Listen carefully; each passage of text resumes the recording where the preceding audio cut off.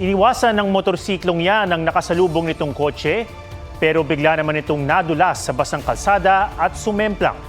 Nangyari yan sa Imus, Cavite matapos i-overtake ng motorsiklo ang kotseng may dashcam.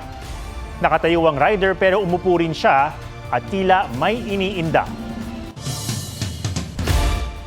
Nahuli cam naman sa CCTV ang karambola ng dalawang SUV at isang bus sa SLEX kahapon. Isa sa mga SUV ang unang bumangga sa railings at saka tumalsik sa middle lane kaya natumbok ang isa pang SUV. Nakalaunay nabangga ng bus. Nagpapagaling sa ospital ang 3 sugatan. Sa investigasyon ng PNP-HPG, nakitang may kabilisan ng SUV na bumangga sa railings.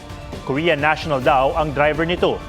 Iniimbestigahan pa raw kung lumampas ito sa speed limit. Huwag magpahuli sa mga balitang dapat niyong malaman.